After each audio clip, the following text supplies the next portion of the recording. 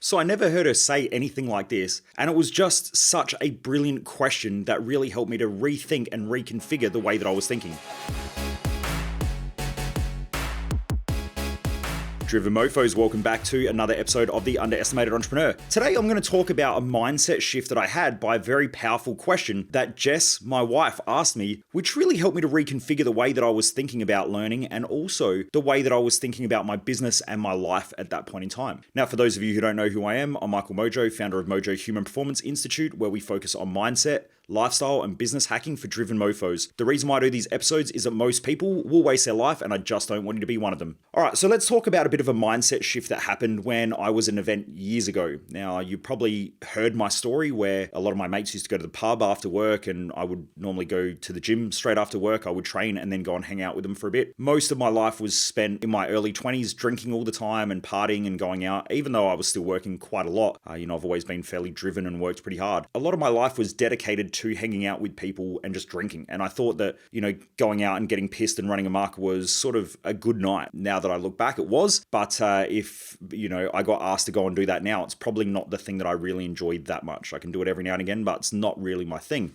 And things shifted over time, and I think things do shift. And it's sort of like a combination of all these different life experiences that help you to become better in your decision making, in your focus, in your drive, in your ambition, and all of those things. And they stack up as you get a bit older as well. But there was this one time, I want to go back to when I was going through my personal development journey. And I realized quite young, I think it was in my early 20s. Now, some people learn this stuff a lot younger, and some people it's a lot older as well. But I guess, in my early 20s, I was quite young. I'm 30, I turn 39 next week. Actually, it's probably by the time you listen to this, it probably already is that time. So I'd be 39 by now by the time you listen to it. But anyway, I was going through a bit of a personal development journey because I realized that there was so much that I needed to learn if I wanted to excel and be the person that I knew I had the capability to become. And I love the quote, be before you become. You need to be the person that you want to be before you become that person. You can't become something and then figure out how to be that thing. I know that there's a lot of stuff out there around imposter syndrome, and people feel like, they're doing things that aren't really them and they're sort of imposing or an imposter in their own field or whatever. I don't necessarily agree with that terminology. I think that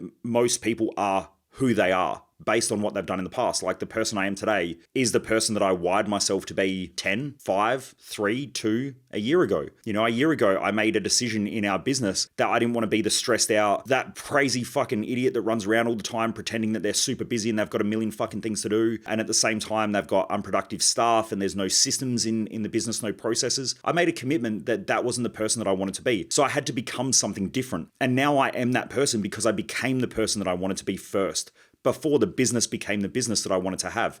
And this is the fuck up that most business owners make, and just people in life in general. They think that when they get to a place, then they'll change, instead of realizing that when you change in the future, things will change. And so you need to be the thing that you need to be before you become that thing. So anyway, I was at this event. So I was doing personal development for a while, and I ended up going to an event. One of my old business partners, Ben, said, you need to come along and come to this event. And it was an NLP program, neuro-linguistic programming. Now, I'd already studied and done a master program in NLP, but I like learning, so I went along. And anyway, I thought, I might sign up. So I signed up and did this, another NLP course. I ended up traveling interstate to do another one. And this was when I didn't have a lot of money. So I would save up and then go and do what I needed to do. Normally, I would make the decision first and make the commitment. So I always did that with my learning journey, where if I needed to learn and I needed to do something, I would sign up and then figure out a way. Because what I realized was that most people do shit in reverse. Okay. They put the cart before the horse and then wonder why shit doesn't work. Most people go, when I have the money, then I'll do something different. But the truth is they never have any money because they never do anything different first. The commitment to change your money situation comes when you make a decision to change the money situation. And normally that means that you've got to invest in something first, whether it's yourself or whether it's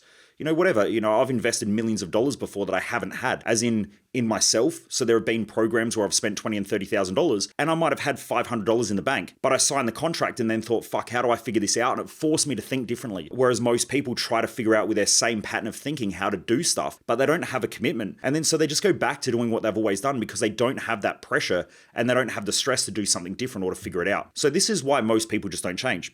So anyway, I signed up to do this course.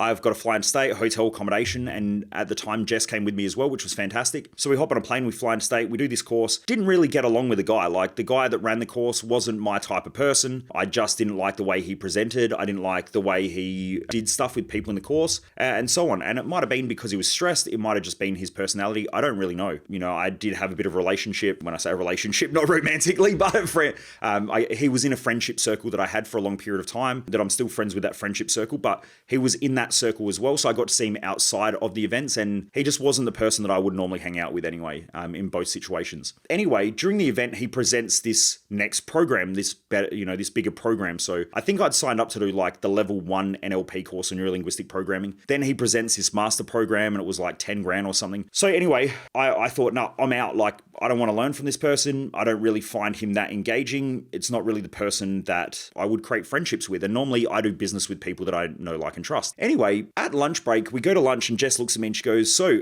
are we doing it or not? Now, Jess never has pushed me to do any courses. In fact, it's normally the other way around. I'm always pushing her to come and learn stuff with me. But this one time, for some weird fucking reason, it was the one course that I didn't think I'm going to do more. A lot of other times when I've studied other courses, I just keep signing up and keep doing shit because there's such a big gap that I need to close between what I know that I'm capable of achieving, between my mission, between my goals, between my dreams.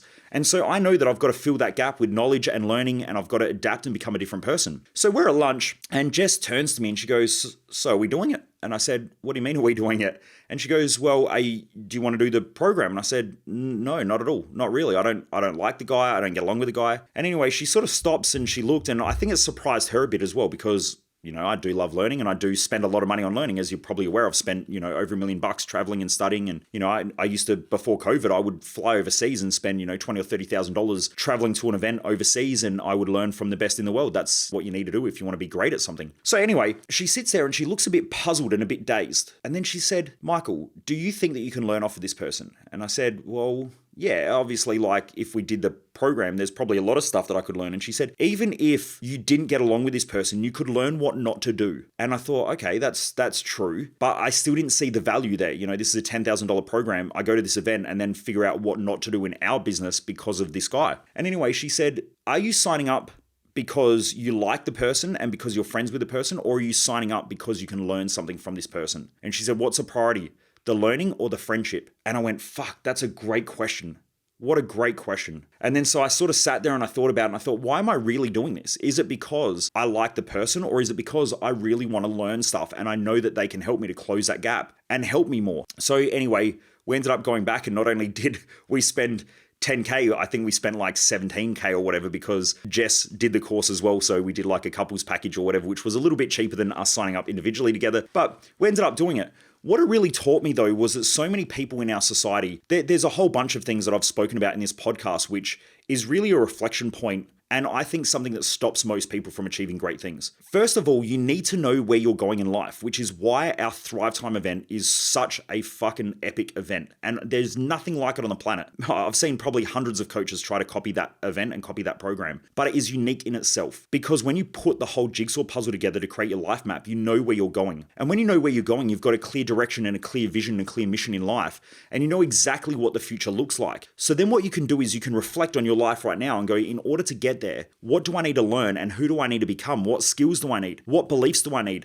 Who do I need to surround myself with? And you can piece that all together so that you can get towards your mission. What most people do is they have this laggy, fucking stupid, weird idea of what a mission is. And so, when I ask people, I ask probably thousands of people every year what their mission is. And it's like, well, I just want to be financially independent and not have to really work and not have to really do stuff. And I'm like, cool. I want like a whole bunch of Playboy bunnies massaging my shoulders every day when I'm just sitting there doing nothing. Like and they look at me as though I'm fucking crazy. But the truth is that idea in itself is crazy. If you're working to not work, you're already fucking lost. The reason why most people work to not work is because they hate their job, and they've been convinced by average people in our society that the goal of life is to not work. And that's why most people from young age, it's like, I've got to go to school, get a good education so I can get a good job. They're not focused on school. They're not focused on learning. They're focusing on getting a job. Like the end goal is to get a job or to go to university. Then when they're at university, they're getting grades so that they can, get a good job, or They're getting a trade so that they can get a good job, so they can make money. So they're not there to learn to hone their skills and to become the best that they can be. They're just trying to get to a point where they can earn more money. Then they're being convinced that if they hop out into the workforce and they can now get a job, they can go out and buy this luxury house,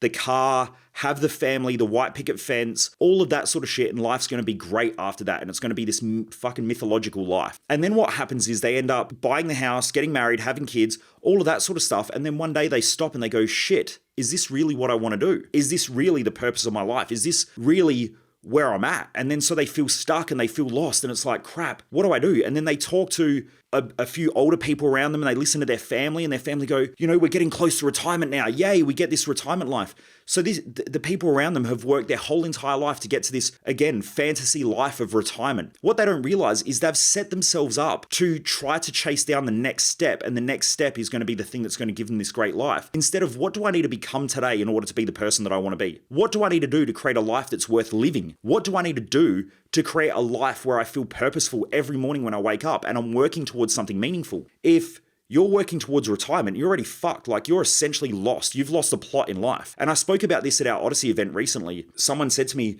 but Michael, we're in a trade-based business and, your body can't handle the consistent work. And I said, that's exactly right. The aging process teaches us to become more intelligent, not to work harder. And so as you age, you should be working smarter, not harder. The problem is that because most people don't adapt and don't evolve in their career path, in their life, in their lifestyle, what will happen is they'll get to a point where their body just fucks out and they can't work harder. So then they go, shit, what do I do with my life now? Maybe I just need to retire. Maybe I just need holidays. Instead of getting smarter. If you look at the greatest people on the planet, they're all still working. Warren Buffett's in his 90s and he's still working. The Queen, if you were listening to this now, it's September the 9th. The Queen passed away overnight. The Queen was working until she died. Essentially, last week she was working. Why? Because she has a purpose and a mission and value to add to our society. The reason why a lot of old people feel lost, and there's a great show on SBS right now where they go and take teenagers and they put them with elderly people in order to give them in order to help them with life and lifestyle and all that sort of stuff. And it's amazing from episode 1 where a lot of these elderly people feel lonely and feel lost and feel like they have no purpose in life, to then getting reinvigorated by having these young people around. And the last one, they had, I think it was called like elderly kindy or something, or old kindy or something like that, or retiree kindy or something. And they actually put retirees in kindergartens. And it was amazing, the transformation. And even to see the kids, they almost had grandparents now. Like, these people became almost like grandparents, and families would invite them over and they had a new lease on life, and it was just beautiful. But what I realized, and I saw this with my own grandparents, not all of my grandparents, but I've seen it with my dad's side. My grandmother on my mum's side is still alive, but she's a weapon. Like, she's always traveling and she still trades the share market, and she's switched on. She's super intelligent. She's one of the most inspiring people in my life because she's just so driven. Now, I never realized this when I was younger. She wasn't inspiring to me when I was younger, but now that she's in her 80s and still is super switched on and very smart and trades shares, like listens to the share report every day, and she's heavily engaged in things like community is important to her. So she lives in a retirement village. She's very independent. I try to give her a call and she's always on holidays or traveling somewhere. She's always doing stuff. And so she has a purpose and she has meaning in her life. But what happens is a lot of people retire and then they lose their meaning because the only meaning that they had was to work. And then when they lose that, they feel like there's nothing else. So a lot of people just end up fading away into the distance in life. My point with this is that if your goal in life is to do nothing or to have this place of financial freedom, once you achieve financial freedom, which no one ever really achieves, it's a mythological thing that most people never get to. Now, that doesn't mean that people don't become financially independent, but there is no such thing as freedom without a trap. I guess right now myself and Jess are quite well off financially, but there are still a lot of responsibilities. There's legal obligations, there's tax obligations every year. There are people who every now and again pop up who want your money, and there are things that happen where you could potentially be sued, and all this shit happens. Like, if you're broke, no one tries to sue you, but when you've got money, people will try to sue you because they know that they can get money. Lawyers will work to get that money. My point is that there's always stresses, there's always hassles, there's always problems. You just have to become better than them. And most people don't become better than their problems. They just stay stuck in the same problems, hoping that one day this mythological life will change everything. And the truth is it doesn't, because they haven't become the person that they need to become in order to deal with that shit and in order to grow a life that they really love. And so I say this at our Thrive Time event, that if you don't think about all the problems and hassles and stress of what your lifestyle is going to create, then you're living with a fantasy. So I know that to grow a global enterprise where I travel around the world and speak on large scale stages, and to have the medical centers and stuff that I'm part of as businesses that I invest in and stuff like that, there is a lot of challenges with that. There's a lot of issues, and it takes a lot of time, and it takes a lot of research, and it takes a lot of study. Then there's a lot of dickheads that I've got to deal with, but that's all part of the game that I enjoy because it makes me better as a person. And it's the becoming better as a person that makes me enjoy life, not the outcome itself. Because normally what happens is when I grow into the life that I once dreamed of, I just set bigger goals because that's what I enjoy. I enjoy the growth, even though it can be stressful and frustrating sometimes. So anyway, coming back to the original point of the podcast, in that moment, Jess really made me reflect on the person that I had to become and the choices that I was making in my life. And that in that moment, she questioned the choice that I was going to make as to learning from a person that I liked versus learning from a person that I could learn from, whether I liked them or not. And sometimes that's what you need to learn in life as well, is that sometimes you need to do business with people that you don't always like, or sometimes you need to deal with people that you don't always like, but you need to focus on the outcome of what you're really trying to achieve and then work through that as an individual so that you become a better person. And to be honest, now looking back, that event gave me so much because I actually met my best mate who was the best man in my wedding at that event. And if it hadn't been for Jess getting me to that event, I wouldn't have had my now best mate Jimmy, who was the best man at our weddings. You know, there are definitely plenty of great things. And I also learned a lot from the event, and I also learned a lot of things about what not to do and how I could improve our culture and our business and all of that sort of stuff. So there were just so many great things. And was it worth the 10 grand investment? 100% it was. You know, I probably would have walked away with hundreds of thousands of dollars of learning that I could implement in our business. And also year on year it compounds because I learned skills that I can use every year to become a better person, a better version of myself. And this is what most people don't think about as well. And I see this, you know, when people think about investing in our courses like Thrive Time or, you know, our Business Growth Odyssey, they see the investment up front, but they don't see the compounding effect of what happens over time. So if you have a better mindset, let's say this month, that's cool, right? So you leave the event and a month later, you've got a better mindset. That's cool, right? But is that worth the 2.5 grand in the 5 days or the 10 grand or whatever it is? Maybe. But then what happens when you compound that and you have greater self-awareness and you have greater tools and you keep chipping away at your self-sabotage patterns over, you know, every week over the next 12 months? What does that look like? And then everything starts to compound. And what happens when you're clearer and you make better decisions and all of those things? Over time, everything compounds until eventually you get to a place where you look back 2 or 3 years ago and you're like, I can't even believe I was that person. And so you've grown exponentially. You know, as Grant Cardone would say, you know, you've 10x your life, but it becomes a multiple.